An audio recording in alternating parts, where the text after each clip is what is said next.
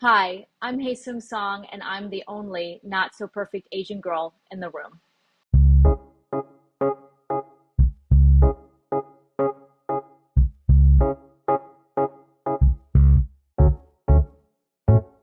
I am Laura Cathcart Robbins. This is the only one in the room, but I'm never the only one in this room because, as usual, my boyfriend, producer, and co host, Scott Slaughter, who I call Hun, is here as well. Hi, honey. Hey, Hun. Mhm. So today we are talking to Hyeseung Song. She is a first generation Korean painter and author of Docile. Docile. How do you say that, Hyeseung? I think you could say either. I mean, I say docile, I but think it's docile. Yeah. yeah, docile, but Docile memoirs. You know how you say certain words and all of a sudden they don't sound right? Like yes, when you I say totally that. know there's a that. whole there's a whole Ted Lasso theme where they Is get there? stumped on words like that. Yeah, That's it's so funny. it's pretty You just funny. finished watching that again, right? Yeah, I did. Docile Memoirs of a Not So Perfect Asian Girl, which is on Simon and Schuster. So we're imprint mates. hmm What? Yay! And she lives and works in Brooklyn and upstate New York. You can find out more about her, and we'll say this again at the end of the show. At the end of the show, and it'll be in the show notes. But at heyseungsong.com, and we'll also spell that for you at the end of the show Yes, and in the show totally notes. necessary. Yes. So, Hey Sung, I met you in person at Yes, AWP. Do you remember that? yes, Yeah. and I no, I totally remember that. I think I was like that weirdo that I knew you through social media because Right. I had followed you because we are both SNS authors, and I was like, I want to meet her. And then you materialized in front of me in the elevator bank of our hotel at AWP, and I was just like, hey, and you were so kind, and we had a nice little conversation, and then yeah, AWP experience, right? That's right. And AWP is American Writers It's Programs it's the Association for Association. Writers Yes. and Writers Programs. Yeah, I Thank think you. that's what it is. Yes. Yeah, of No course. American in there. It's the association. I think it's the biggest writers conference in the country.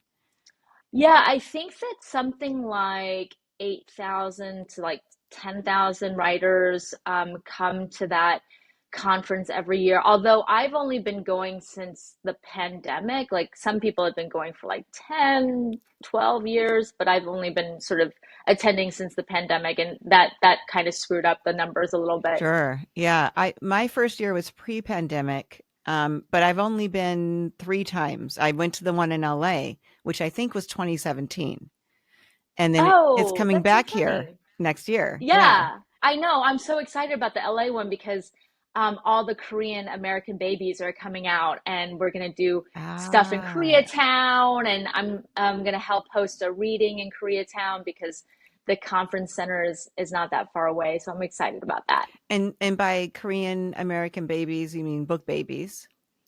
Book babies, Yes. writers debut. Yes. There's just so many of us now, and I love it. And people with their second and third books, but also people who are debuting. It's Yeah. just magical to see that this generation of Korean American writers is phenomenal. Fantastic. I love that, and I want to talk more about that. There's just there's so I was telling Scott so many things about your book while I was reading it, but I just want to say that we're actually recording this in June. By the time you, the listener, are hearing this, not so perfect Asian girl in the room, docile, not so perfect Asian girl, not in the room. It will be out in bookstores near you and online and everywhere you find books. But it's a really big deal when an author debuts a memoir, and I think it's an experience that we've seen in TV series, that we've read about in other books, that we've seen in movies, but to get to experience it for the first time is it's just, like people told me what it might be like, but and it was, like there were pieces of that were true, but I also found other things to be true. How is this for you so far? Because it's you're on the brink of this now, of it being out in the um, world. I love this question so much, and I have to say thank you so much for asking it because I think back in March, April, I'm on this group thread with a bunch of AAPI writers who debuted this year. It's Talia Tucker who wrote a YA rom-com called um, The Rules for Rule Breaking, Annabelle Tmetich, who wrote The Mango Tree, and Margaret Juhei Lee, who wrote Starry Field. And we were all hanging out on, on the group thread talking about our debuts, but they all debuted in the spring. And then it was me lagging behind by a couple of months. And I think in April, I was like looking at their journeys and the journeys of other friends. And I was kind of feeling very anxious because I was on a different timeline, but my expectations were so high. And I was not enjoying, Laura, I was not enjoying the, what they call the debut launch journey. I was not enjoying it. I was like, get me off this roller coaster stat. And then I think a switch kind of got flipped, maybe like last month, just doing more and more promotional, like pre-publication things like this, that I was just so grateful for. Like, who am I that people are asking me to talk about my life and my book, and just realizing how much, damn, I got to enjoy this. I have to just be in the present. Anxiety is an emotion about the future. And thank you, Laura. You were so sweet holding up my advanced reader's copy. Yes. But yes, go ahead. I'm just holding it up while you're no, talking. no, I'm just trying to, tell you that I'm grateful to you and Scott for having me on, but also just I am enjoying the hell out of this. I am like, my arms are up. I'm going down the roller coaster. I'm enjoying it. Yes, I love to hear that. And then I also just wanted to mention Marie Myung-Ok Lee was also a Yes. guest on our podcast, and she blurbed your Oh, book. really? Oh, Yeah. yes. Marie is such a supporter of me. She is the bomb. I love everything. She's just a very passionate, totally Ooh, yeah. undocile Asian Yes. American lady. Very And undocile. that very unruly, very passionate Asian American lady. And so the fact is, I have been following Marie's career. She doesn't know it, but she's been mentoring me through all the Mm, stances and all of the things that she's done in her life, the writing that she has created, and the just everything that she's done in her life. It's very passionate, and I've really taken a cue from her. And so the fact that the author of the Evening Hero, this amazing giant of writing, yeah. has blurbed the book is incredible to me. It is incredible. And for those of you who don't know, blurbs are those like author reviews on the back of the book and sometimes on the inside cover. And they're usually from, pretty prominent authors who are endorsing the book that's in your hands to tell you how much they enjoyed it in the hopes that you'll buy it as well. And it's a really big deal when someone blurbs your book. This is, you're asking them to, in advance of your book come out, read it and like it Yeah, enough to do that. yeah, So I love that she yeah, blurbed your book. I also loved the note from your editor. Is it Hannah Park or Hannah? yeah. I think she says Hannah Okay. Park, but I Yeah. think it's probably a Korean. You could say Hana in Korean too. Yeah. It's really just a gorgeous endorsement. I don't know when I've seen a letter from an editor in a memoir before in the very front, and made me like want to write my editor and be like, "Hey, where was my Hey, letter from you?" she told me in advance that, and I am just the luckiest person. She told me in advance, like, I was very passionate about your book, so I'm going to write this for her. And I didn't know that it was special, but you, the first person, sort of been like, that is a special thing that's very unique. That she wrote a letter to the booksellers that goes in front of the Yeah. copy in the advanced readers arc, and the advanced readers copy. It's a big deal. Yeah, I was very grateful to her for doing that, and of other things like editing my book. Right. Would you thank her for in the acknowledgments? Exactly. Very much so. And so the other thing about your book is I was reading it, and I'll preface this by saying that I have two sons. Um, Mine are 24 and 26 now. And Scotty has two daughters who I call my bonus daughters, and they are 20 and almost 25. Okay, so Hyeseung, we had a couple of technical glitches, difficulties there. But we're going to pick back up the conversation because I loved our conversation and I want to make sure we share it with our listeners.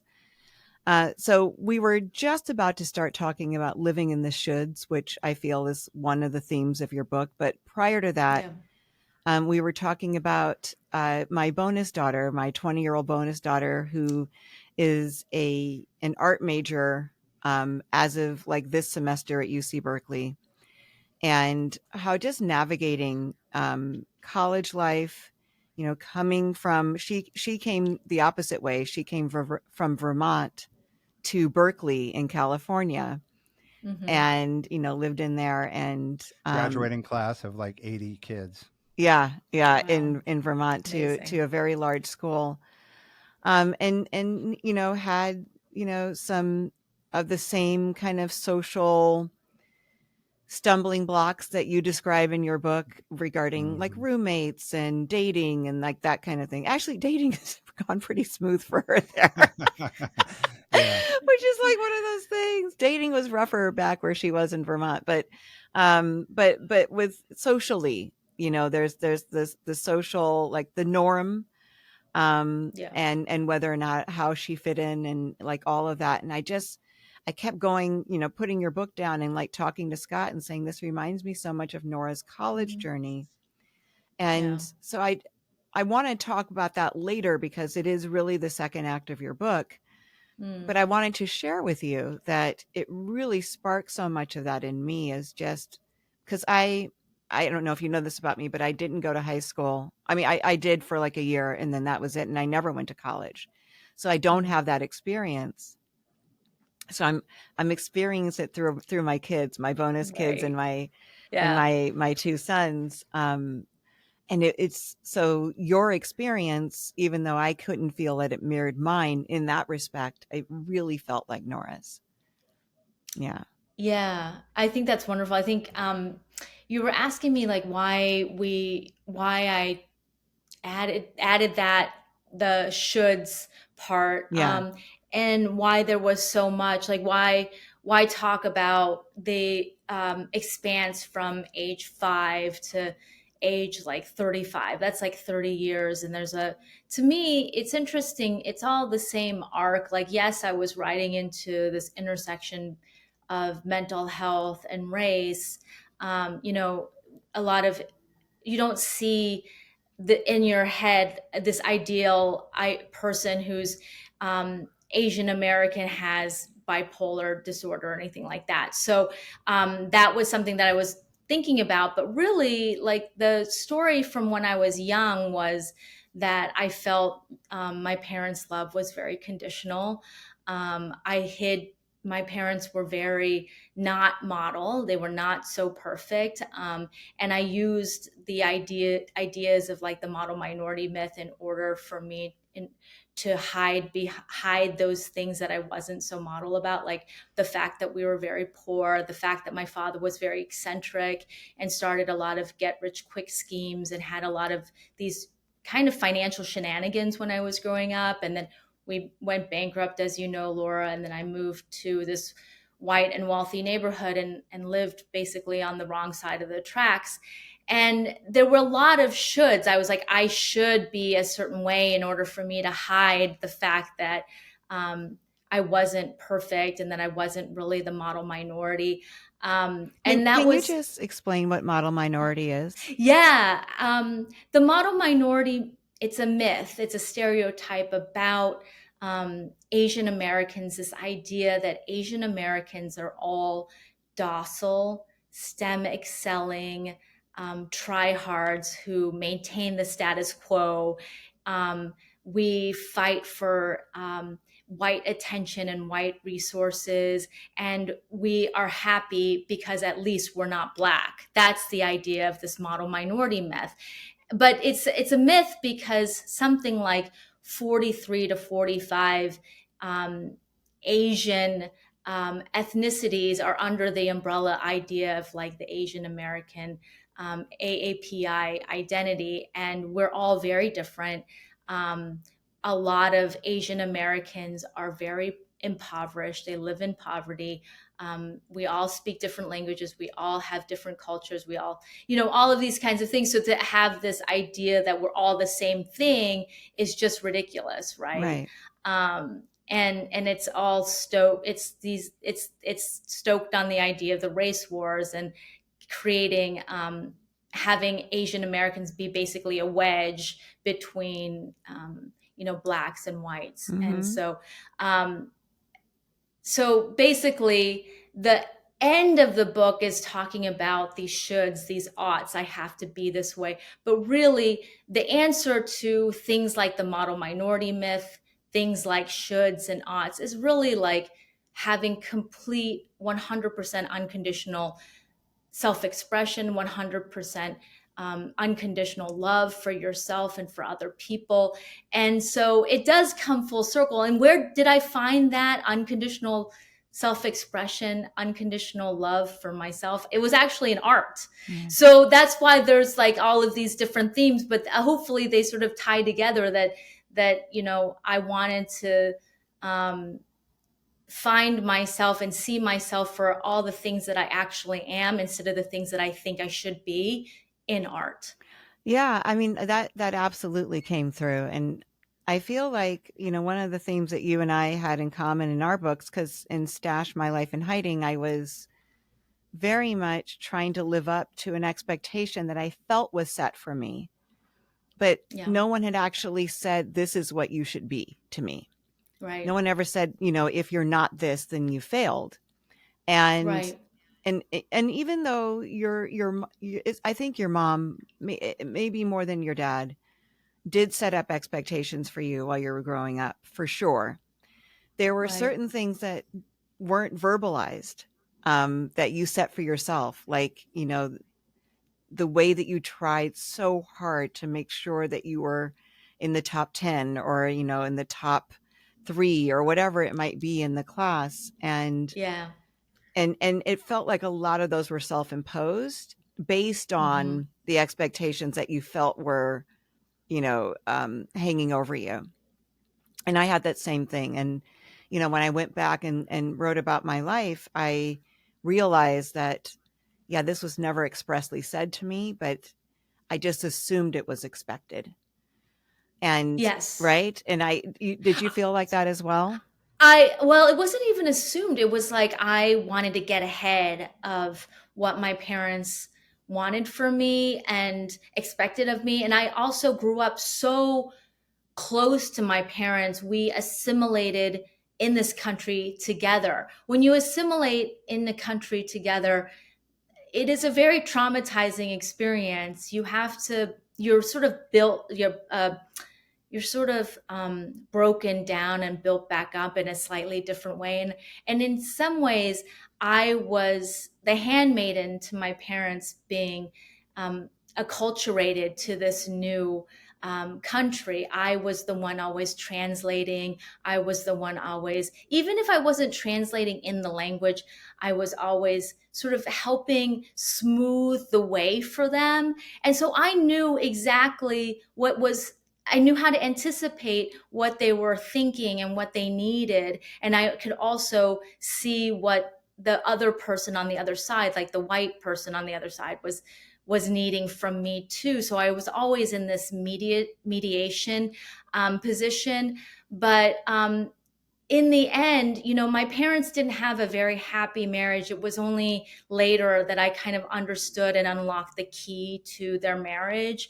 But when I was growing up, they had a lot of fights, and the fighting always had to do with my father's financial schemes. He was always, I think he started hundreds and hundreds of businesses when I was growing up, and they never made any money. And it was like, when you're a kid, it doesn't matter. It's like, you're just trying to help your dad. It's like, okay, I'm going to help sell you these Gucci purses, these fake Gucci purses on the side of the street. I'm going to help you go door to door and talk to these oil men. I'm going to help you, And but you have to mediate between the father who wants this big dream of becoming a billionaire, and then the mom who is like, suffering and trying to put food on the table, is the breadwinner, and they're always fighting. And so I think we were very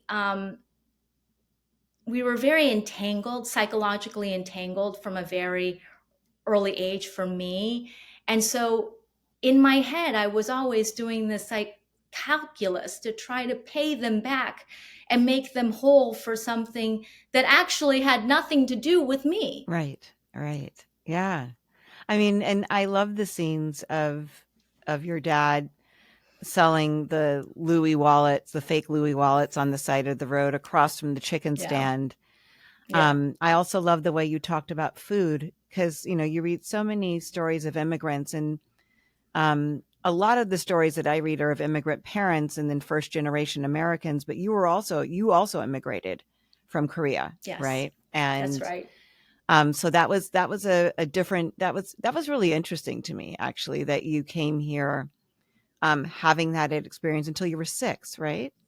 In Korea, is that right? I was in Korea until I was about 2, so it was Oh, very 2. young. Okay. Yeah. Uh-huh. Well, then, No, that's okay. yeah, It's funny because I love that you said that, Laura, because I think that, you know, people who don't immigrate, they look at me and they're like, well, you speak English perfectly and you came when you were young and you don't remember Korea before you immigrated. And that's true. But I see a very marked difference between like my brother and my sister who are, kind of second generation. They were born here, even though they're the same, sibling group as me. And, I spoke Korean before I went to school. When I was 5, I was speaking Korean. And again, like I said before, like helping my parents. And there's definitely a difference between, my brother and my sister and me because of the fact that I did come over. It Right. doesn't matter that it was I was only 2 or something. There's still this marked difference. Well, yeah, thank you for that. Because it felt to me like you brought it over with you, like you had some visceral memories of it. Yeah. And I also read this to Scott. There's this one section, and it's toward the end, where you see a therapist who asks you if there's mental health issues in your family, and Right. you tell them, like, basically that there's one, it wasn't discussed, but there's like no way to discuss that in your family, right? Can you tell me a little bit No. about that? Yeah.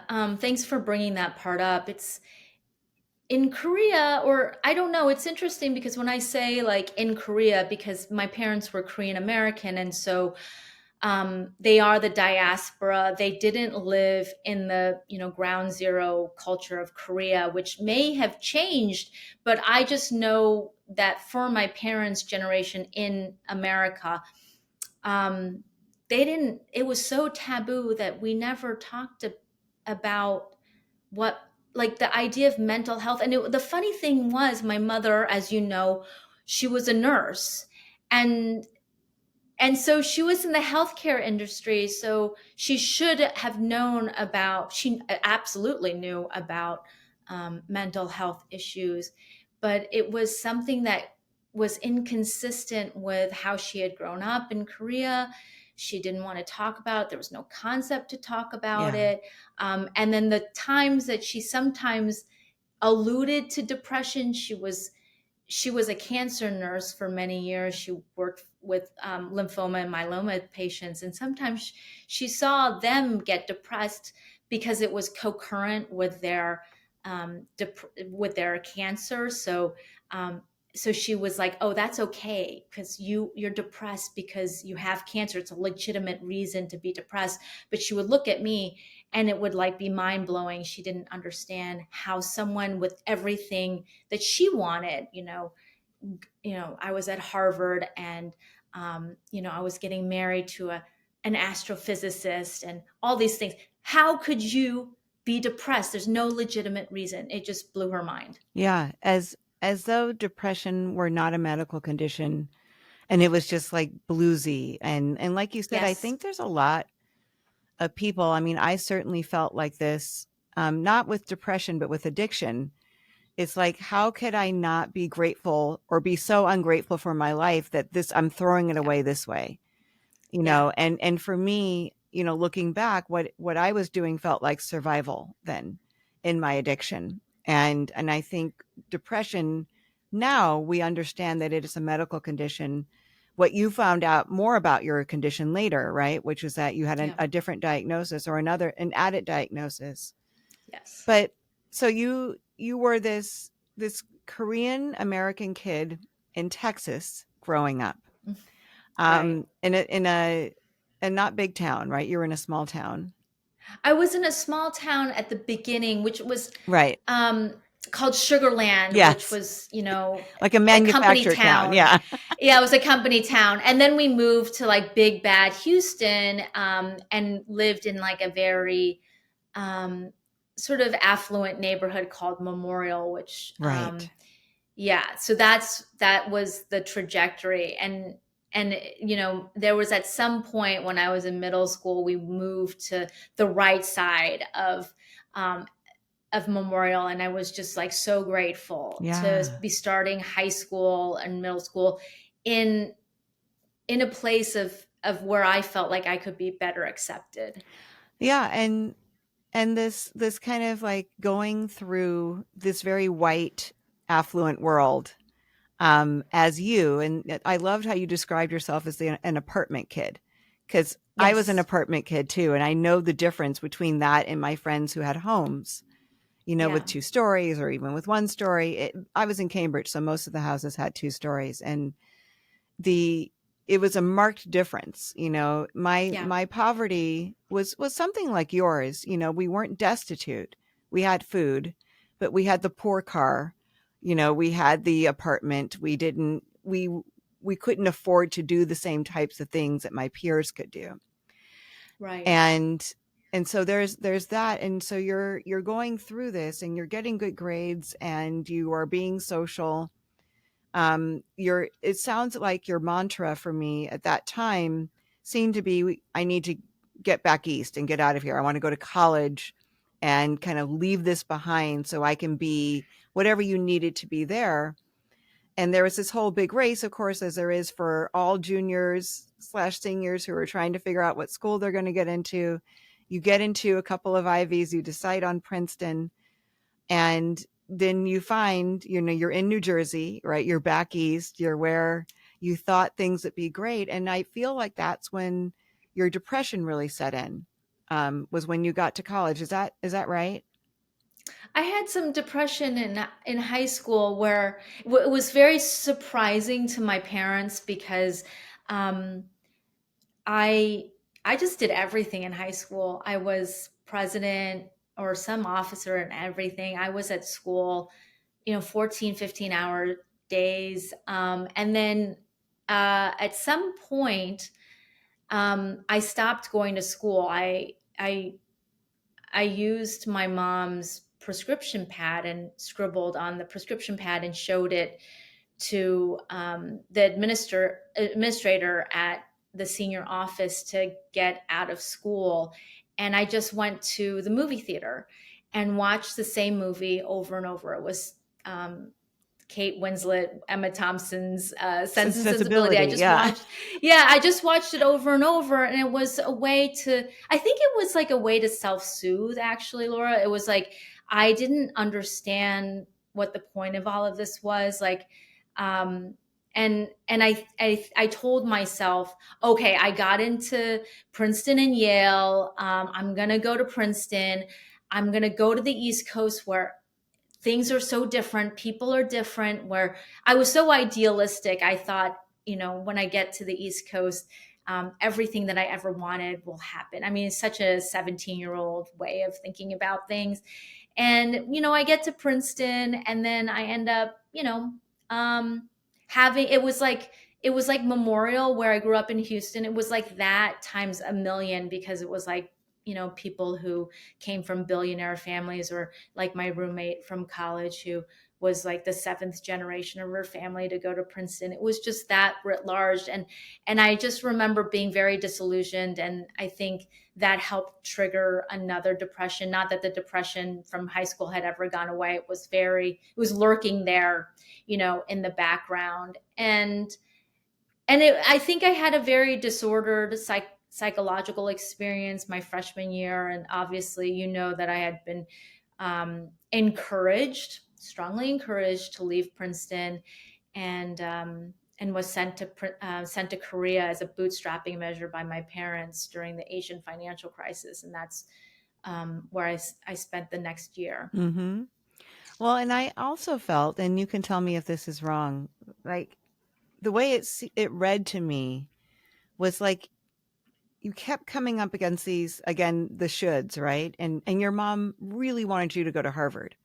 Like that was Yeah. a repeated theme throughout. And so there was Yes. almost a disappointment, even though there was Princeton and Yale on the table, that it wasn't Harvard. And, Yes. and I felt like you knew that wasn't what you wanted, but you didn't know what you wanted. And it seemed like every time you turned away or turned towards something that was wanted for you by, Yeah. Either society or your parents or whoever it was, or the expectation, that's when I felt like the depression ratcheted up. Like I felt like that was an inevitable fall after making a decision that kind of threw yourself under the bus. And I don't know if that rings true for you, but that's how it read to me. It was like you did it, you would make this decision, you would go for it. But it wasn't, you're still having doubts about whether the decision was something that you wanted. And I'm trying not to give away too much of the book, but so I'm being deliberately vague, but a lot of the decisions you make, like you teetered toward, just maybe not returning or maybe not doing, the next step. You applied to a different school after Princeton, and you didn't know if that's what you wanted to do, but you did it anyway. And then it feels like the depression ratcheted up. Right. And I don't know if it's as simple as you're not authentic and the illness, becomes more apparent or something, not apparent, but gets bigger, I guess. Yeah. I mean, I think that I love how you read that. I think there's probably something there that the times that I felt like I was doing something that wasn't really like completely healthy for me, then mentally I definitely suffered. There were times also like so much of my identity was tied to being productive and being a great student. And then when I was in graduate school, I came down with some physical illness, and when I couldn't work and I couldn't produce and I couldn't be a great student because I just physically couldn't, it really was easily triggered. It easily triggered my depression then too. So I think there's definitely something there that you're really grabbing at the truth there. Yeah, absolutely. And it could be the Noraism of it all, my bonus daughter, because I know that because I'm rooting, as the reader, I'm rooting for you to do what you love. Yes. And the place where you seek solace during those years is art.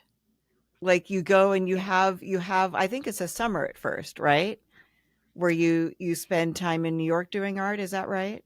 Yeah, that was my first year after college. Yeah. And it was like my Rumspringa from my real life. It was, my parents were far away.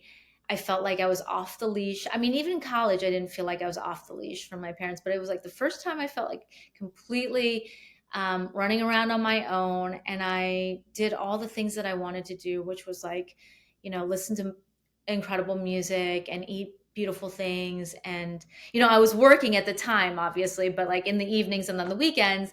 And then I ended up taking this art class, Yes. and just having kind of a very revelatory experience in this art class, not only about art and myself and the things that I can create that are beautiful and make me feel most myself and most powerful, but also about artists, because I was watching artists and kind of I couldn't figure out what what kind of life do artists live.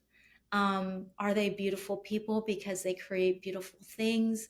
Are they um, bad people if they create bad art? I was just asking all of these 20-year-old questions, and just having a fascinating time. I love that time. And it was weird because I moved there to New York, which was just like my personal mecca. And 9/11 happened right away. So it was in the shadow of doing a lot of work that was 9/11 adjacent, that all this beautiful stuff was happening. So kind of interesting. Yeah. I mean, I thought it was really interesting. And I think because you're writing it as who you are now, and you are an artist and you paint and you write, that you really show us the beauty of those times, and you're Yeah. foreshadowing for us that this is the thing. This is the thing that's going to make me happy, but I'm going to show you what else, Yeah. the other things I was doing.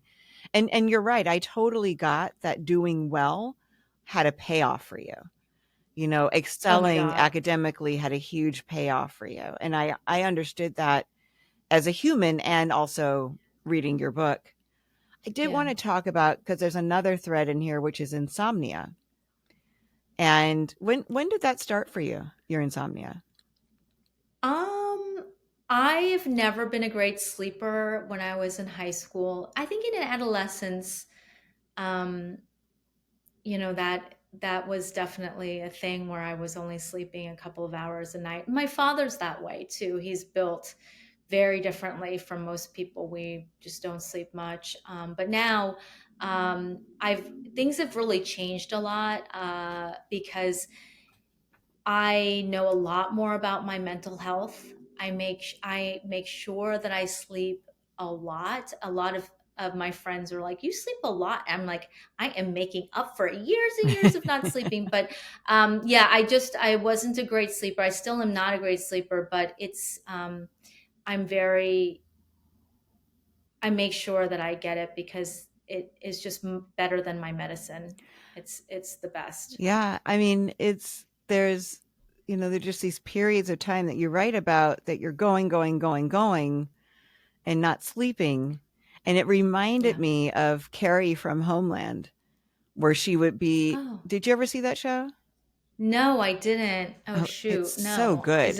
It's Is so it? good. Okay, I'll check it out. She's a what is it, honey? CIA agent. Yeah, Yeah. she's an operative. Hmm. And she's brilliant. Uh-huh. But when she was in her mania, when she was, having an episode, she'd be up and up and up, and just really didn't need much sleep. But that's when she was at her most brilliant. She Yeah. was able to solve things in a way that she wasn't when she wasn't. And you weren't sleeping, but you were still getting so much done. And I was like, wow.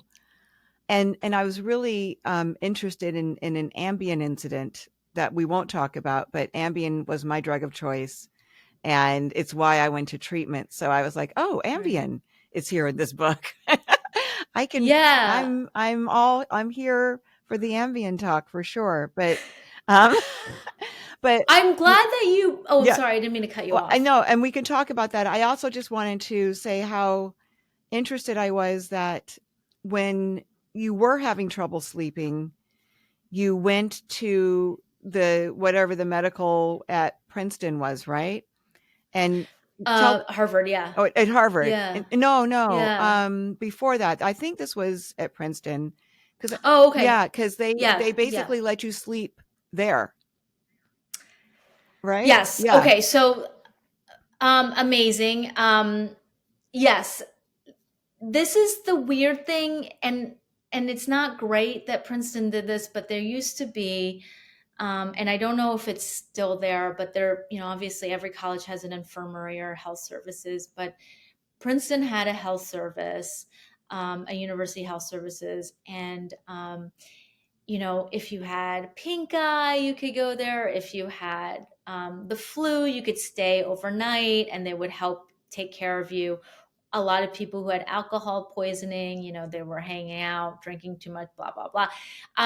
But there was this sort of little known campus secret that if you were struggling psychologically, mentally, you could go and sort of use it as like like a 19th century sanatorium almost. And you could see a psychiatrist and they would give you medication. And that's what I ended up doing, because my roommate at the time saw me trying to kind of self-medicate. I was trying to sleep by drinking alcohol and drinking a lot of it.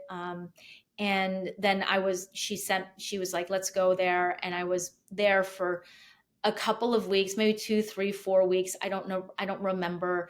And I was basically going to class if I could, but basically just in this hospital bed in the infirmary doing my senior thesis, which was my last capstone project at Princeton before graduation. And I just couldn't sleep. I wasn't well. The psychiatrist gave me medications for the first time. I'd never had psychiatric medications in my life, and they were terrible. They made me really sleepy. So it was like I couldn't sleep, or I was sleeping all the time, and I really needed to work, and I felt completely trapped in my mind. But something that I'm so glad that you brought up Homeland, Laura, because I think, it makes for an interesting show. It's interesting Hollywood motif is the myth of the mad genius. Like a lot of times people are bipolar, and like when they're depressed, they're stupid. And when they're manic, they're brilliant.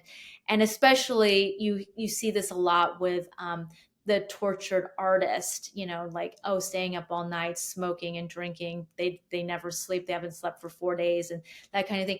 And that's something that, like, I get as an artist that is romantic and interesting, but the reality of it is I've never created anything brilliant, anything that I'm proud of, out of insomnia, out of my mania. I mean, when I was at Princeton and the times that I had some kind of hypomania, probably, I don't know if I think those, yeah, maybe those papers and those essays were fine, but like I probably could have written better essays and papers had I been sleeping and just normal. Right. Yeah, I'm really glad that you made that point. I think that's really important for people to hear, because the romance is there on television Yes. and in movies. Like we see that and we think, oh, that wouldn't be so bad, and we get to create something amazing out of it, which I'm so glad that Right. you said that. I wanted to talk a little bit. We just have a few more minutes about so there's, from what I know because I know a few people whose parents immigrated to this country that are my friends, and they grew up here, and the expectation from their parents is kind of all the same. Like I know I have like 10 friends whose parents immigrated here from different countries, and the expectation is doctor or lawyer. Yeah. And those are the Yeah. two careers that you can choose that'll make your parents happy. And Right. and so there's a metric of success there, right? That's a measurable success. There's a paycheck that's in a range that you'll probably bring home. And then there's Yeah. bragging rights for the parents if they can say Dr. So-and-so or so-and-so Esquire. So I wanted to talk about living your life now as not a lawyer, not a doctor, but as an artist. And what's the measure of success for you? I don't know why, but you asked that, and the way that you asked that just brought tears to my eyes. And I just want to thank you so much. I feel completely seen. Um, I I don't know. I think I understand those families, those parents who want their children to be a doctor or a lawyer. It's their flavor of love and dreaming for their child, is for the child to have stability and material things and a life that is, quote unquote, better than the previous generation's lives. It's weird to go off a track and say, I am not doing that because, you know, doctor or lawyer, that's sort of a, and also the model minority myth, all those things are sort of a capitalistic construct. They're based on this notion of scarcity. It's that, you know, I have to be a certain way, model. I have to do certain things, go to good schools to earn earn and deserve my worth, i.e., like my money and my life and all of that. And a lot of people think that the answer to scarcity is abundance, the notion that you can get whatever you want in your life. But actually, the math is not mathing. You cannot answer scarcity with abundance. You have to just say there's no math at all. You have to say there's a concept of enoughness, that you look at yourself and that what you have, whatever you have, you are enough. The essential nature of yourself is enough, no matter your career, the things you have, the people around you, what you're wearing, even if you have the use of your legs or your arms or whatever. And I think for me, it goes full circle back to your first question about like the publication journey, which was such a beautiful question. It's that I am enjoying the now. I'm happy. And trying hard to connect with people, not just to belong anywhere that I find myself, but to connect in a genuine way by seeing it, you, Laura, seeing you, Scott, and hoping you see me, really me.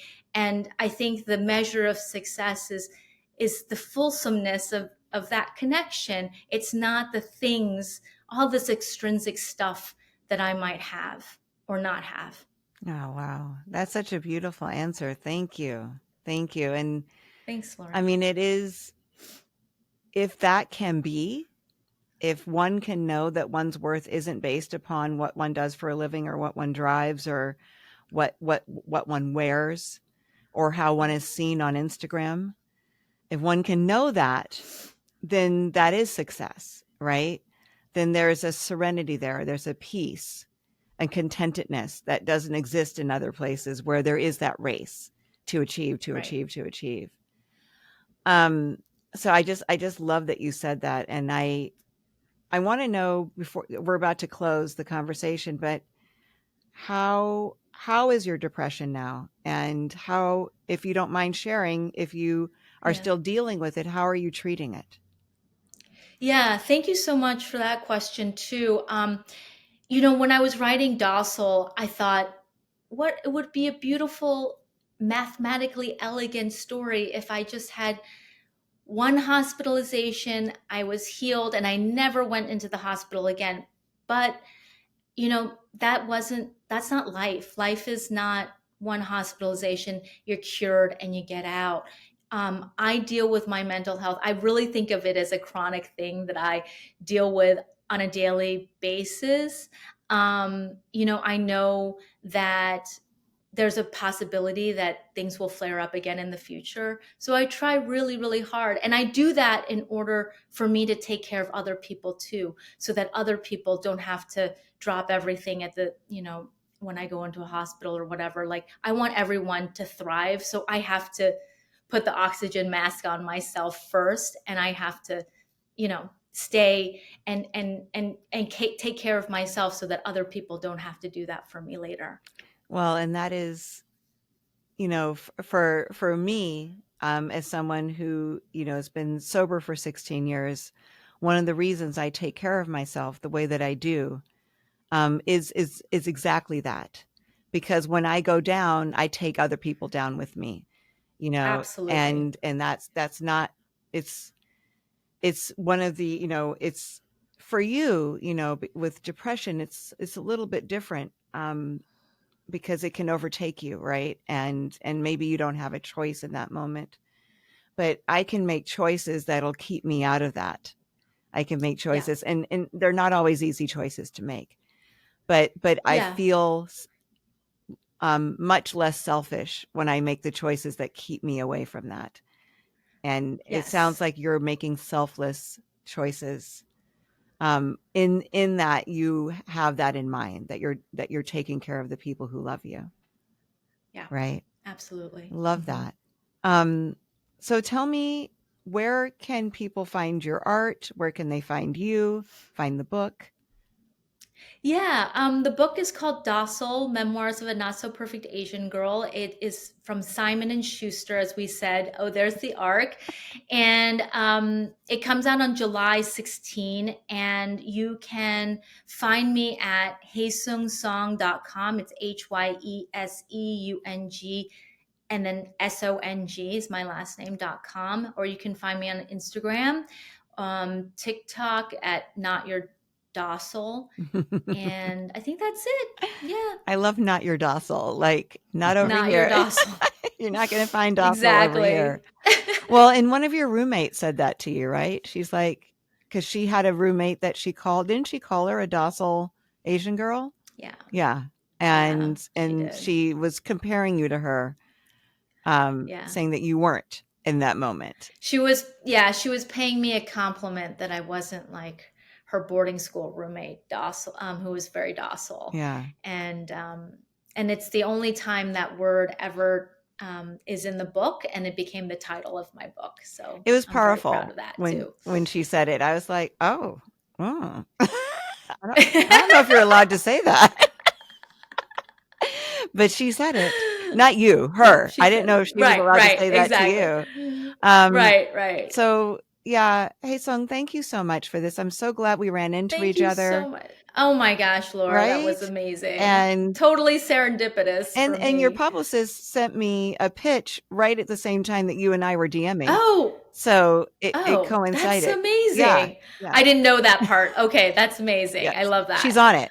She's totally on it. She's good. She's Shannon's good. All right. Thank you so much. And I look forward to your talk with Scott, which I will hear on Thursday. Thank you. Thanks, Hyeseung.